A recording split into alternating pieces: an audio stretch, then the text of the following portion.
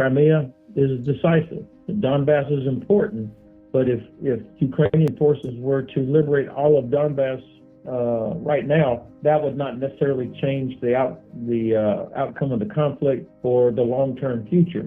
Crimea will. And I think that if Ukraine is able to liberate Crimea, which is feasible this year, by the end of the summer, in fact, if we do certain things, then Donbass will follow. Why do I think Crimea is decisive? Obviously, as long as Russian forces occupy Crimea, they'll be able to use it as a launching pad for the next attacks.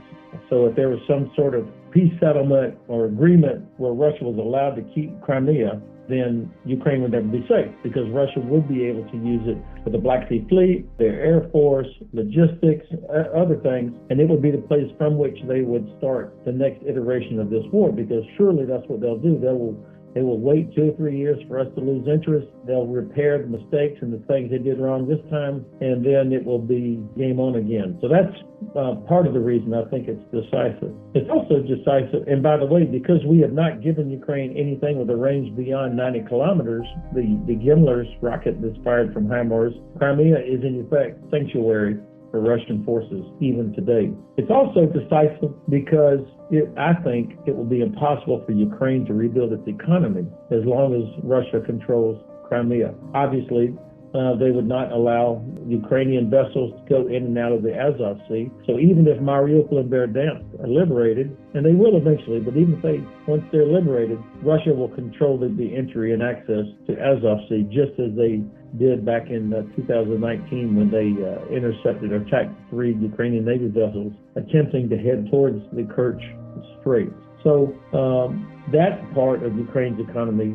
will never get going again. And of course, this is an economy that depends on export of grain, iron ore, rare earth materials, and so on. And then, of course, Odessa. Already, there are more than 100 ships loaded with grain sitting in and around Odessa, waiting to exit through the straits. But they can't because of the Russian Black Sea Fleet and this agreement that's in place requiring Russian inspectors to approve each vessel before it can go. So this is only possible because of Russia's ability to operate out of Sevastopol. And then, of course, Russia will continue to make claims for exclusive economic zone around Crimea, which means Ukraine would not be able to explore for and exploit the gas reserves that we all know are underneath the Black Sea. So it's decisive for those reasons, and that's why it's impossible to imagine any sort of scenario where Russia is allowed to keep. No, I shouldn't say it that way. Of course, you can imagine it, but I cannot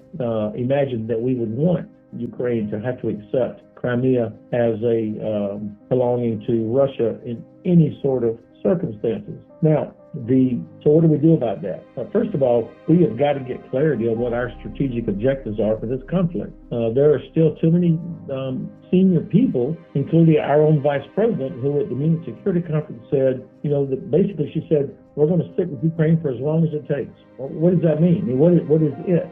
We have got to hear from the president, the vice president, the secretary of defense, and state that our strategic objective is for Ukraine to win. What does win mean? Total restoration of all Ukrainian sovereign territory. And of course, immediately someone would say, does that mean, well, yeah, it's like Florida is part of America. Bavaria is part of Germany. So we have to deal with this mindset that people think that somehow Crimea has a special sort of status.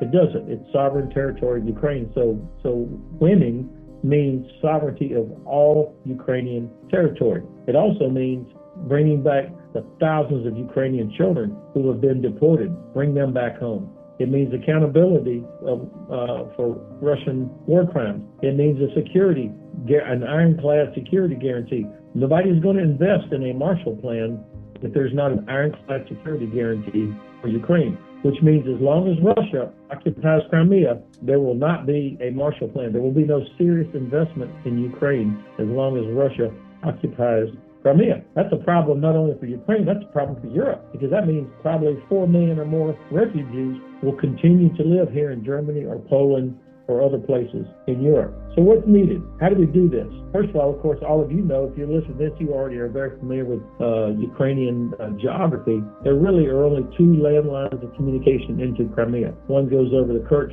Bridge, which has already been severely damaged. I would anticipate that Ukrainian General Staff will revisit that bridge when the time is right, and we want to keep the Russians from being able to repair that bridge. The other is the so-called land bridge that connects Crimea to Russia via Melitopol and Mariupol and then into Rostov. So you have to isolate Crimea first, and you do that with long-range precision strike capability that keeps repair crews off the Kerch Bridge and which can begin to sever the land bridge by knocking out bridges around Melitopol and other places along that route. And then you further isolate it with what I anticipate will happen probably late spring, early summer, the next Ukrainian counteroffensive that will be an armored force that will attack on a narrow front, penetrating Russian defenses in the direction of Melitopol. That's where they're going to go, I believe. What's happening around Bakhmut is terrible fighting, but the General Staff can see that they're having success at least stopping or limiting what Russia's able to do despite months of thousands of Russian casualties and continuous effort. They're able to do that with largely Territorial Defense Force, National Guard units so that they can preserve and build up this armored force, which I anticipate will be somewhere between 3 and 6 armored brigades that with mechanized infantry, tanks, self-propelled artillery, and armored engineers would be an adequate force to penetrate Russia's linear defenses. Once that's done, then you can start bringing up the long-range precision weapons close enough where they begin to make the Crimean Peninsula untenable for Russian forces. When precision weapons start landing inside Sevastopol, the Russian Black Sea Fleet will have to relocate to Novorossiysk or somewhere else. Same thing for the large logistics hub at Zhankoy, the Russian air base at Saki, and a dozen or so other places where the Russians have facilities on the Crimean Peninsula. This can all happen by this summer if we decide we want Ukraine to win and if we deliver what they need, which is long-range precision strike. Now, that could be F-16s, that could be ATACMS, that could be ground-launched small-diameter bombs, it could be Gray Eagle drones. There are various other solutions for long-range strike, but that to me is the priority capability that's required. The last thing I'll say, of course, is people have heart attacks when you say, got to get Crimea, got to get Crimea. They'll say, oh, wait, won't that make the Kremlin angry? Isn't it special? Won't that cross a red line? Isn't that something where the Russians would use a nuclear weapon? Yes, it'll make them angry. Yes, they think it's special. No, they won't use a nuclear weapon. And we're the ones that are putting red lines against ourselves. We are deterring ourselves. We've been doing it for an entire year. We need to stop this. I think there is almost zero chance Russia would use a nuclear weapon if we were to enable Ukraine to liberate it. I think the Russians believe President Biden that there would in fact be catastrophic consequences for them if they use a nuclear weapon. They clearly are not going to use a strategic nuclear weapon. So the only sort of choice is a tactical nuclear weapon, which offers no advantage. It won't change anything on the ground. It might rubble more towns and it will kill innocent people. But from a purely operational standpoint, it gives them no advantage at all. And so I think as I try to imagine how they would think about this, of course, I don't assume that the Kremlin uses Western logic, but there's no positive outcome for them in any scenario. So this is why I think those Russian nuclear weapons are really most effective when they don't actually use them, because they can see that we will continue to deter ourselves.